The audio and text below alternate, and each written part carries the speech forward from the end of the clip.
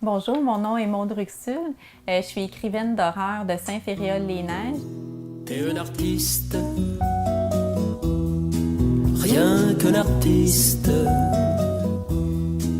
Les pieds bien ancrés dans la terre et les yeux tournés vers la mer. T'es un artiste,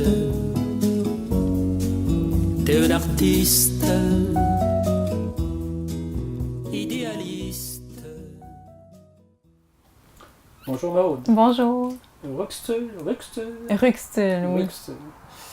Une origine un petit peu complexe. Oui, bien l'origine suisse-allemande. Ouais. Oui. Tu es né au Québec. Moi, oui, je suis née au Québec, mais mon papa est français. Okay. J'ai pas mal de métissage dans ma famille. Ouais, ça explique du côté de ton mon joli papa. teint. Ah, merci. Puis le nom, ben, c'est le côté suisse qui explique la consonance un peu allemande de ton nom, c'est ça. Oui. Tu es né au Québec, mais tu as quand même, Marie, tu es très jeune encore, tu as passé une partie de ta vie dans une autre province, au Nouveau-Brunswick, là, quoi? Oui, je suis restée 5 ans au Nouveau-Brunswick pour des raisons professionnelles là, de mon conjoint. Mais on est content quand même de retourner au Québec parce que je chantais au Nouveau-Brunswick. Malheureusement, la lecture, l'écriture, surtout en français, déjà, il n'y a pas beaucoup de personnes qui lisent là-bas. Puis si elles lisent, c'est souvent en anglais. Mm-hmm. Donc, tu sais, essaie de partir une carrière, essaie de te sentir compris quand tu es artiste. Donc, je sombrais vraiment dans... J'étais pas bien, finalement. Puis en plus, on vivait de l'intimidation là-bas. On s'est fait...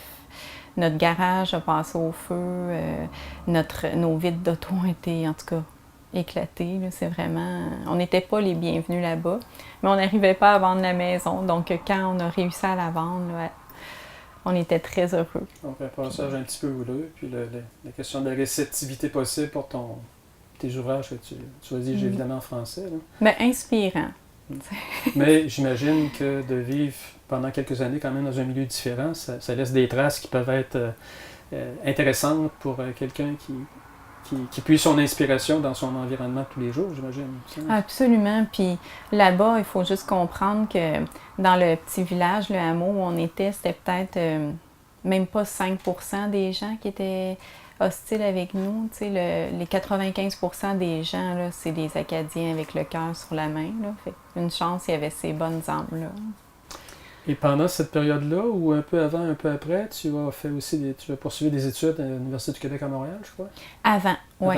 Okay. J'ai entrepris un baccalauréat qui s'est étiré sur, je compte pas les années, 5-6 ans, parce qu'à travers ça, j'ai eu 3 de mes enfants. La 4e, elle est née au Nouveau-Brunswick. Ce passage, tu dis un peu allongé à l'Université de Montréal, à l'Université du Québec, tu l'as fait en littérature, je crois. Oui, mais j'ai quand même hésité longtemps. J'ai fait 1 an en enseignement au primaire, mais en adaptation scolaire pour les enfants, avec des troubles d'apprentissage, tout ça. Mais parce que, il y avait cette dualité-là. Est-ce que je fais un travail, pas presque du 9 à 5, là, qui va m'apporter la sécurité financière, ou je fais vraiment ce que j'aime le plus au monde, puis j'y consacre mon temps, j'y consacre ma vie, ma carrière. Un jour, j'ai décidé que, regarde, je revenais de mes cours, j'adorais ça, mais j'étais comblée avec mes enfants. Tu sais, quand tu as des enfants, tu es médecin, tu es infirmier, tu es psychologue, tu es cuisinière, tu es plein, tu sais, t'es enfant toi-même, tu sais, donc mon besoin était comblé, là, le côté psychologique, tout ça. Fait que je me suis dit, pourquoi je vais passer plus de temps avec d'autres enfants qu'avec les miens, quand je peux avoir le meilleur des deux mondes, tu sais. Écrire, là, au début, c'était pendant que les enfants font leur sieste. Là, il y en a juste une qui va pas à l'école, donc c'est mieux, mais tu sais, écrire pendant qu'ils font la sieste, écrire le soir quand mon conjoint revient. Puis comme ça, je peux avoir 3-4 heures d'écriture par jour. Et Puis le reste du temps, je fais aussi ce que j'aime beaucoup, c'est être maman. J'ai commencé mon premier roman à 14 ans, qui s'est étiré avec l'adolescence de 14 à 18 ans. Mais... Tu parles de BD, mais tu m'as confié tout à l'heure qu'un de tes demi-frères, je pense, est un BDiste assez connu, assez réputé du côté de l'Europe. Donc, j'allais te poser la question, c'est ça, dans ta famille, est-ce qu'il y a des antécédents ou des mondes parallèles là, oui, c'est drôle. qui sont plongés eux-mêmes en immersion dans le domaine des arts, là, toutes disciplines confondues? Oui, premièrement, on va parler juste de mon papa. Là. Ouais. Lui, tu sais, il est peintre, il fait des tableaux extraordinaires. Il fait de très belles choses, tu nous en as montré quelques exemples. Oui, mais tu sais, pour faire vivre sa famille, tout ça, leur donner une belle vie finalement. Si on veut. C'est pas, non, je pourrais pas dire belle vie, mais un confort. Il a été ingénieur. De sécurité tout au moins. C'est ça. Il a été ingénieur, mais je sais pas s'il va se remettre à la peinture, mais moi, j'ai toujours été une admiratrice de l'ambiance dans laquelle la maison était toujours plongée. Puis ma maman, elle, c'est un ange, la douceur vraiment incarnée, là. Elle s'est toujours occupée de nous à la maison, elle était toujours là pour nous. Puis elle a une belle plume aussi. C'est juste quand elle écrit des cartes, là, elle a une belle plume, fait que... Donc, il y a un peu de tout ce que tu trouves avoir réuni dans ta propre personne qui vient en partie d'eux, de chacun de ces deux parents-là. Oui, puis mon frère, puis ton comme frère parier. qui s'exprime au niveau graphisme de façon particulière. Mais ce qui est le plus étrange, c'est que moi, j'ai connu juste son existence quand j'avais 14 ans. J'avais aucune idée qu'il existait, que j'avais comme d'autres frères et sœurs en Europe. Pour moi, il y avait notre petit monde, il y avait ma sœur avec laquelle j'ai grandi, puis il y avait... Parce que toi, on le reprécise, là, tu es né au Québec. Oui. Ta mère, à toi, est québécoise. Oui. Puis ma sœur aussi, évidemment. Mais, tu sais, quand j'ai commencé des bandes dessinées à 6, 7 ans, 8 ans, 9 ans... Tu savais pas que quelque part, tu avais ce frère-là qui lui en faisait sa profession, qui a fini par en faire sa profession? Ça allait même jusqu'à la musique que j'écoutais, tu sais, du Rob Zombie, tu sais, de la musique un petit peu, heavy metal, mais là, quand il est venu pour la première fois chez nous, « Hey, moi aussi, j'écoute ça! » Puis... Donc, tu l'as rencontré, ton frère. Oui. Puis... Tu t'es rendu compte qu'il y avait des goûts communs partagés, même au niveau musical. C'est quand même extraordinaire. Oui. Puis à l'école, est-ce que déjà tu as eu des occasions de te manifester, je sais pas, dans cette propension-là vers la littérature ou les arts graphiques, à travers des travaux collectifs avec d'autres peut-être? Ou... c'est ça. C'est plus, j'aime vraiment travailler, plus seul. Travailler seul, mais j'ai participé à un concours de poèmes au cégep. Puis, c'est ça, j'ai gagné le 2e prix intercollégial. Tu sais, j'ai participé à un marathon d'écriture aussi. Ça, c'est 24 heures sans arrêt. À écrire, à recevoir des auteurs connus, tout ça, à Drummondville. Puis sinon, tu sais, j'avais ma meilleure amie, j'avais mon monde, puis chaque soir, quand je revenais de l'école, je continuais, j'avançais mon livre, finalement, mon premier roman, puis vu qu'elle allait à l'école anglaise, son autobus passait après moi, puis hey! Fait que là, elle venait chez moi, puis ça a été ma première lectrice, là, c'était à elle que je lisais les ajouts de mon histoire, puis elle me donnait des commentaires, puis ça a été vraiment... Qu'est-ce qui vous a amené finalement, toi, ton conjoint Saint-Féréol, de la Côte de Beaupré? Un magnifique hasard. Je crois peut-être pas au hasard, mais du moins, dans la période où on a réussi à vendre la maison là-bas, il n'y avait pas, tu sais, on était en janvier, là, il n'y avait pas beaucoup de maisons à louer, tu sais, puis nous, appartement, 4 enfants, on se fait pas des amis, tu sais. Fait que une des seules maisons qu'il y avait de libre, avec la vue, tout ça, là, paradisiaque, c'était à Saint-Féréol, une belle grande maison, puis on est tombé en amour avec elle, on n'a même pas visité d'autres, ça a été elle, puis... Est-ce que c'était un besoin pour toi, puis peut-être pour lui aussi, d'avoir une vue qui porte loin? À cause de la mobilité que tes parents ont connue, que toi, tu as connue en partie aussi? voulez dire le panorama? Oui, là, sentir quand même que tu as une certaine liberté à portée de main, même si tu me disais que dans les dernières années, tu n'as pas tant voyagé que ça. Non. Tu n'as pas fait le... Comme il y a des lieux il y a les lieux de tes ancêtres, de ton cheminement, là, on pourrait dire d'une vie antérieure que tu n'as pas vraiment revisité. Là. Non, exactement. Ben, tu sais, aussi, ça occupe beaucoup, là, l'écriture, les enfants, ça occupe beaucoup, mais je leur ai promis que, tu sais, si un jour, il n'y a pas de prétention là-dedans, là, mais j'ai toujours visé haut, j'ai toujours visé à devenir comme Stephen King. Puis le plus beau cadeau que je vais pouvoir leur offrir, là, c'est pas de les amener dans des tout inclus, mais c'est de leur faire voir le monde. Vraiment, mais le sous-monde. Tu sais, les gens, quand on dit « Ah, je vais voyager, je vais aller relaxer », mais non, moi, je veux relaxer, là, je veux qu'ils voient la misère aussi. Je veux aider, je veux qu'il y ait je veux qu'ils soient choqués, à quelque part, mais un bon choc pour aider l'humanité. Je partage ton point de vue, en tout cas, c'est personnel, mais parlant justement de voyage et de déplacement, est-ce que tu penses que la littérature, pour toi, c'est un peu comme une alternative? Oui, bien, j'ai toujours dit, bien pas toujours, mais parce que je ne disais pas ça à 8 ans, là, mais tu sais, j'ai toujours pensé que on peut dire la même chose pour un musicien, un sculpteur. Bon, mais moi, la littérature, c'est que écrire une histoire, c'est voyager à peu de frais. Parce que quand j'écris, là, mais souvent, j'écoute de la musique. Souvent, c'est de la musique de film que j'écoute parce que tu as tout là-dedans. Tu as de l'horreur, tu as du heavy metal. T'as une belle ambiance, t'as du classique, t'as du jazz, des fois, tu sais, il y a de tout, ça te fait vraiment, ça me plonge dans un film. Puis c'est ça, c'est comme si j'étais là. Il y a un blackout, je suis plus là, puis je suis mes personnages, puis... D'ailleurs, on ne l'a pas précisé, mais j'imagine les téléspectateurs sans doute, on est dans ton petit univers... premier, si je peux dire, ton bureau. C'est vraiment là que tu t'enfermes, ce que tu me dis. Oui. Même quand tu te mets en phase d'écriture, j'imagine que tu vas être le moins possible dérangé, parce que là, ta dynamique est avec tes personnages. Oui. Bien, il y a un gros problème depuis qu'on a changé de maison, c'est que au Nouveau-Brunswick, j'avais un palace comme bureau, là. C'était vraiment, tu sais, c'était insonorisé, j'avais une vue...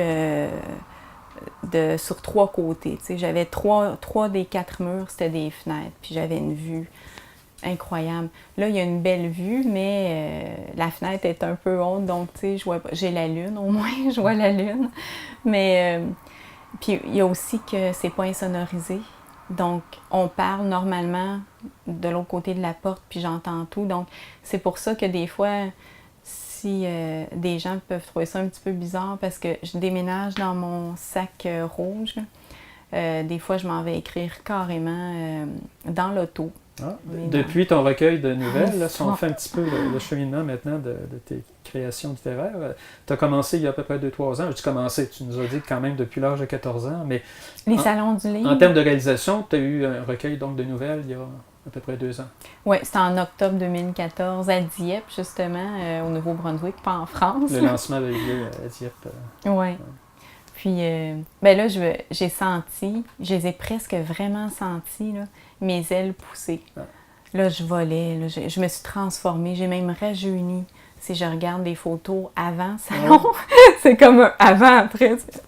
Mais les photos avant salon, je sais pas, c'est peut-être une question de perception, mais même, c'est fou, mais ça va jusque-là, tu sais. Mes cheveux se sont mis à allonger plus vite. T'sais, non, mais tout, même mon énergie, tout. Ça n'a rien à voir avec le cycle de la Lune. Ben non, mais c'est magique, c'est fou. Il y a des ailes m'ont poussé, puis ça n'a pas été facile non plus pour le couple. Ça n'a pas été facile, ce changement-là de... Tu sais, je suis restée la même, mais là, je suis épanouie, là, parce que je peux enfin montrer aux gens... présenter aux gens mes personnages, mes histoires, tout ça. Besoin de partage, hein, tout ça. Ah oui. Puis les salons, c'est une partie que j'aime aussi. Bien que ça m'angoisse beaucoup quand même, là. Mais depuis que je fais des salons, c'est ça, je suis mieux. Là, j'en viens à tes ouvrages. Donc, C'est vrai. on a parlé des nouvelles, puis ensuite, tu as fait le saut dans le roman. Parce que avant de nous parler de ton beau projet qui va se concrétiser, là, qui à l'heure où on se parle est déjà une chose accomplie, mais tu as eu un premier roman l'an dernier. Oui, c'est je regarde là parce que le poster est là, mais c'est Les Espions. Je me suis inspirée des insectes. Encore là, c'est grâce à mon chat puis aux enfants que j'ai été sensibilisée à pas les conditionner à avoir peur des insectes parce qu'avant, moi, j'avais une phobie qui m'empêchait de fonctionner par rapport aux araignées. Un petit peu aux abeilles, mais surtout aux araignées. Même si c'est une arachnide, c'est pas, ça rentre dans la grande catégorie des arthropodes quand même. Mais je refusais d'aller dans une cave, tu sais, parce que ça te fait s'accrocher dans ma crinière. Puis j'ai dit, hey, ça suffit, là, tu sais, je peux pas montrer ça à mes enfants, là. Donc, la meilleure façon, je pense, de se sortir d'une peur, c'est pas de l'éviter, parce que là, ça rend la peur plus forte, l'éviter. C'est vraiment de l'affronter, mais pour l'affronter, il faut se documenter. Donc là, j'ai commencé à les regarder de près, juste des photos. Je les ai regardées de près. Je les ai trouvées tellement inspirantes.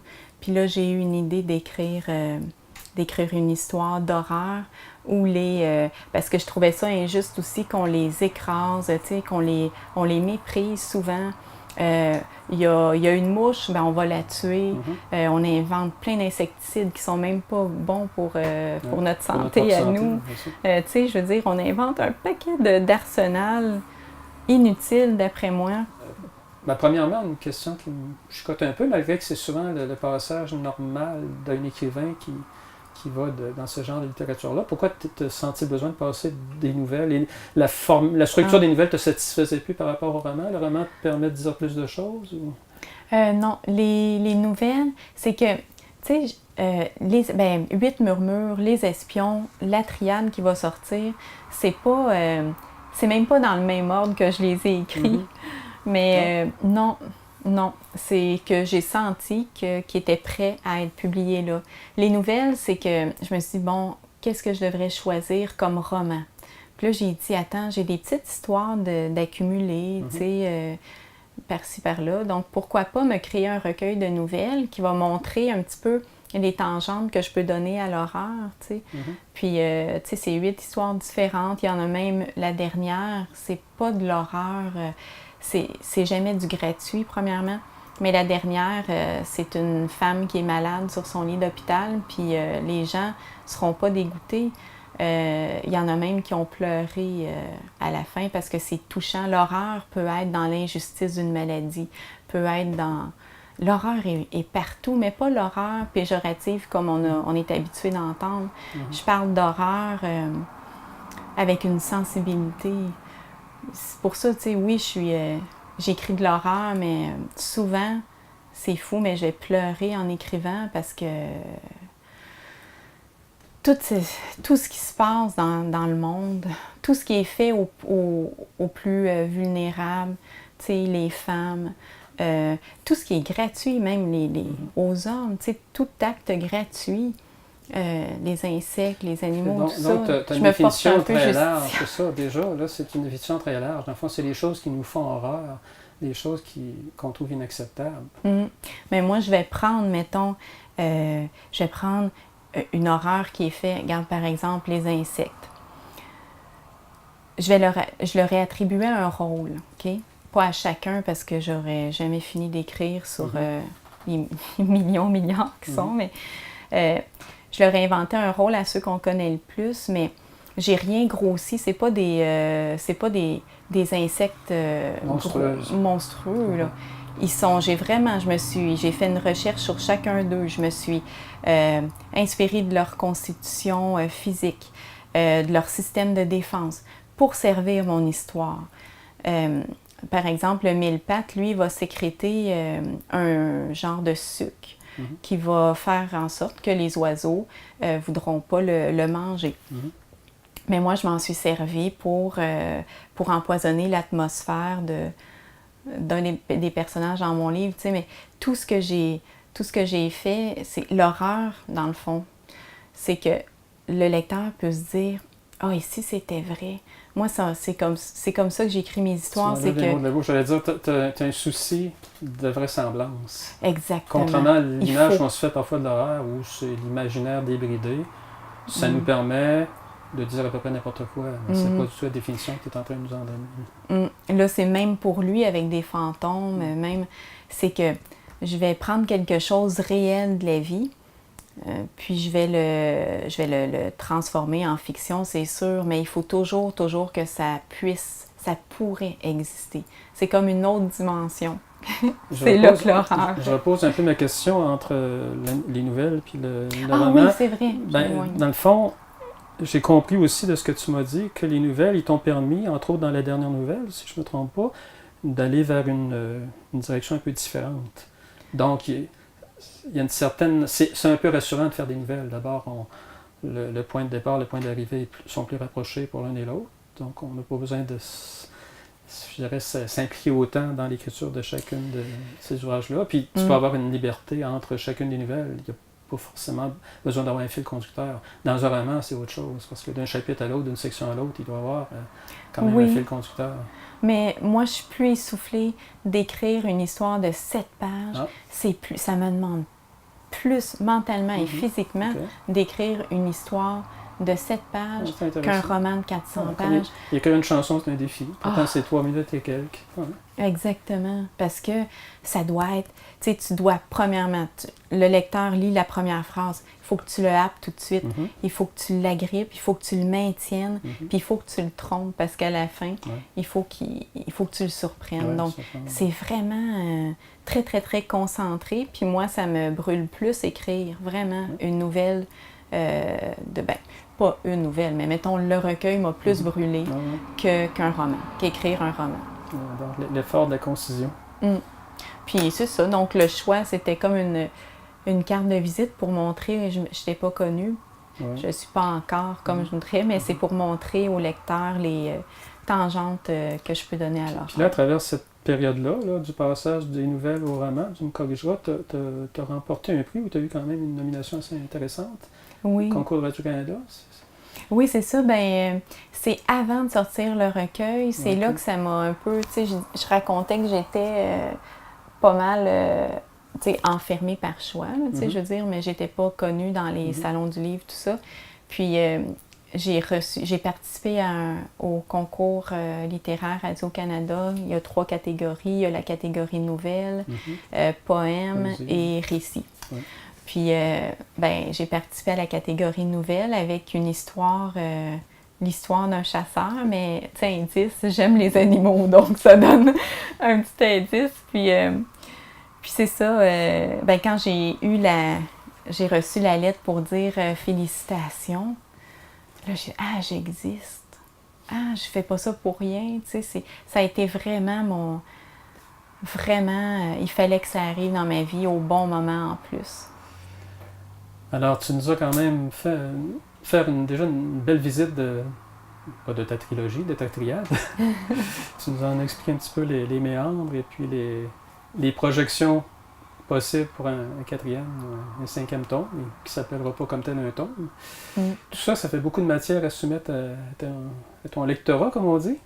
Il y a des salons du livre qui s'en viennent au cours de la prochaine année. Tu dois avoir hâte de rencontrer à nouveau, dans certains cas, puis surtout des nouveaux lecteurs. Il va sûrement en avoir des nombreux. C'est sûr qu'après l'été, cette envie-là de retrouver les lecteurs, chez moi en tout cas, c'est toujours bien présent, mais oui, l'été a quand même passé assez rapidement. Quand tu écris, as-tu déjà une certaine idée de ce que sont tes lecteurs? Je pense entre autres en termes d'âge. Est-ce que toi, tu pars avec l'idée que les gens qui s'intéressent à ce genre de littérature-là, c'est plus des adolescents, des jeunes, ou non, c'est tous les âges? Ben, c'est beaucoup... il y a beaucoup d'adultes. Tu sais, c'est un peu... Stephen King va intéresser les ados, les adultes, mais beaucoup de jeunes filles, curieusement, pour les espions, l'histoire d'insectes, c'est drôle. Mais quand j'écris, je m'arrête pas à ça. Moi, j'écris ce qui me plaît, j'écris vraiment ce que mes personnages, je les suis, je suis mes personnages. Donc, non, je m'arrête pas à des questions de ce genre-là. J'écris vraiment ce qui me plaît. Tu écrit, dans le fond, puisque tu as parlé de Stephen King, tu peux nous en nommer sûrement d'autres, tu écris dans la perspective où toi, tu aimerais lire des ouvrages qui parleraient de choses semblables, des intrigues semblables. Oui, ben c'est sûr que je lis pas... C'est pas de la littérature jeunesse, en d'autres mots. Non, C'est de la oh non, non, littérature non, non, non. C'est pas de la Plus littérature sur les jeunesse, arts, non. littérature d'adulte. Même, c'est parce que, tu sais, les époques changent, hein, c'est sûr. Puis, ce qui était un 16 ans et plus, mettons, on pense au film, dans le passé, il est rendu un 13 ans et Ben, c'est plus ça. maintenant. C'était ça un peu le sens de Puis, la question. la triade, ça, je suis un peu embêtée parce que moi, je l'aurais classé 16 ans et plus, Mhm. parce qu'il y a des passages vraiment, Ok. vraiment assez violents, assez poignants aussi, difficiles. Mais on m'a dit que c'était du 13 ans et plus. On m'a dit que moi, la triade devrait être classée 13 ans et plus. Donc, je pense que je vais dire 13 ans et plus, comme ça, je vais être protégée. Alors, ça nous libère, ça nous dédouane vis-à-vis de nos téléspectateurs, une fois. Là, ils peuvent se dire qu'ils vont avoir de la belle et bonne littérature à se mettre sous la dent et sous les yeux, puis qu'ils peuvent plonger dans tes derniers ouvrages sans avoir trop d'appréhension. C'est quand même de la littérature dite d'horreur, mais qui se digère très bien, puis va surtout, je pense, les confronter avec des réalités pas toujours drôles qu'on rencontre dans notre monde, puis face auxquelles tu sembles prendre certaines positions, puis exprimer tes propres Mes sentiments, tes valeurs, personnages. à travers tes personnages. Ouais, ouais. Je me cache. Ben, Maude, un grand merci de nous avoir reçus dans ton petit bureau, même Ah s'il n'a oui. pas une vue sur quatre côtés comme tu nous décrivais ton ancien bureau, mais c'est quand même ton univers à toi, avec ta boîte noire, Oui. déjà les affiches de tes premiers ouvrages, et puis Les poupées voodoo fabriquées par une de mes filles. voilà, toutes les références, autant familiales que de ta propre famille, tes antécédents. Ben, encore une fois, merci. Ben, merci à vous. On te souhaite toute la chance pour en ce qui a trait à la diffusion de ces... La chance et l'audace. Ouais, L'antenne. de garder cette audace pour nous accompagner. Idéaliste, avec des rêves, des visions et quelquefois des illusions, mais tu persistes. Tu joues avec les mots, les sons, avec l'espace et la lumière.